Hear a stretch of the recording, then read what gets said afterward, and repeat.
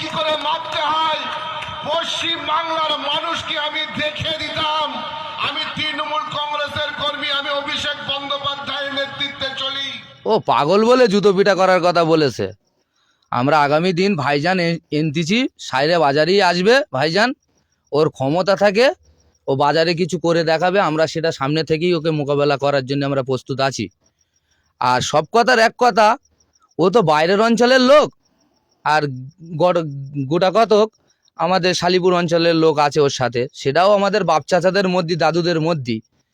তাদের যদি আমরা একবার ঘুমির ওষুধ খেপকে ঘুম পাড়াতে পেরেছি, তা খালে কোন অঞ্চলের মানুষ সেটা আমরা আগামী দিন ওকে বোঝানোর জন্যই আমরা এই জায়গায় এইছি, আর ওকে বোঝানোর জন্যই আমরা রেডি হচ্ছি, আর ছেলেপিলে তার জন্য প্রস্তুত হচ্ছে। এজেন্ট ও নিজে দিতে পারবে কি, ওর নিজের বুদ্ধি ও নিজে দিতে পারবে কি, আগে সেটা দেখুক, তারপর শালিপুর অঞ্চল নিয়ে এসে কথা বলবে আর ভাববে। ওর নিজের যে অঞ্চলটা আছে, ওর নিজের অঞ্চলে ও নিজেই দিতে পারবে না।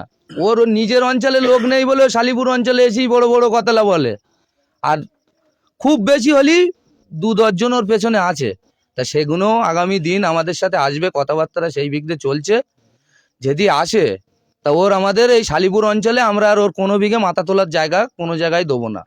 ও আমাদের স্টেজ কি করতে দেবে না, আগামী দিন ওর স্টেজ আমরা শালিপুর অঞ্চলে করতে দেবো না, তার জন্য আমরা সেই বিঘেই রেডি হচ্ছি।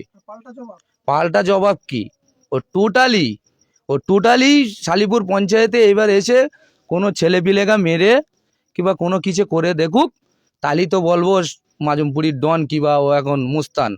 আর যদি শালিপুর অঞ্চলে মুস্তান থাকে তা ও দেখে। যে নেতা বলেছে যে আমি যদি বাড়ি থাকতাম ওই দিনকে আব্বাস সিদ্দিককে আমি জুতো মেরে দেখিয়ে দিতাম, তা সর্বপ্রথম তাকে আমি বলি যে সেদিনকে তিনি কোথায় ছিল।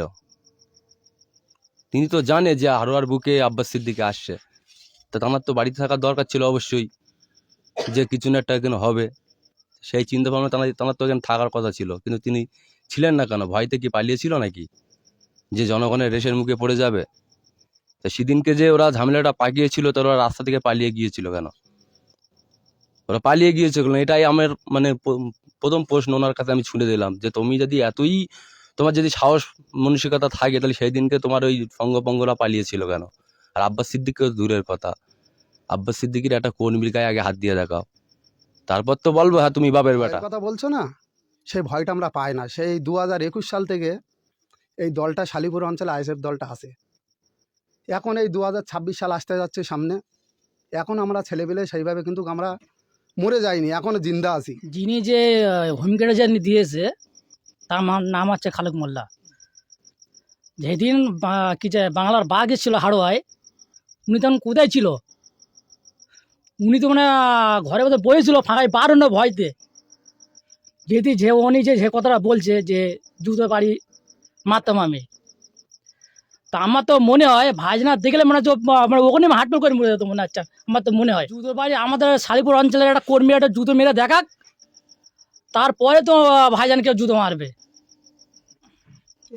খালেক মোল্লা। উনি আব্বাস সিদ্দিকী তো দূরের কথা, আমাদের কোনো কর্মীর উপরে যদি গায়ে হাত দেয়, তাহলে ও 2 ঘন্টার মধ্যে বুঝতে পারবে যে এখানে আইএসএফ বলে একটা দল আছে। যে আমি যদি বাড়ি থাকতাম তাহলে আমি হয়তো জুতোটা খুলে আব্বাস সিদ্দিকীকে মারতাম। আব্বাস সিদ্দিকীর মারা তো দূরের কথা, আব্বাস সিদ্দিকীর এইসব এত জনগণ আছে, এদের গায়ে হাত দেয় আগে দেখুক না, তারপর আব্বাস সিদ্দিকী তো এখন অনেক দূর। ওসব নামটাম ধরি না, ওসব নেতাদের ওর ক্ষমতা আছে, ওনার মুখ্যমন্ত্রী আমাদের মুখ্যমন্ত্রীর ক্ষমতা আছে, ও তো চুনোপুটি, ও তো হিসেবে চুনোপুটি। মুখ্যমন্ত্রী বলে দিনের একটা কাজ করে দেখাক দিনই, মুখে অনেক ডায়লগ দেওয়া যায়। আমিও এখানে একটা খারাপ ভাষা দিয়ে কোনো নেতার বিরুদ্ধে চলে যেতে পারি, এটা কোনো কিছু বিরাত্তর ব্যাপার নয়, কিন্তু কাজে পরিণত ওনার মুখ্যমন্ত্রীর করার ক্ষমতা নিয়ে আমি চ্যালেঞ্জ করে বলে গেলাম।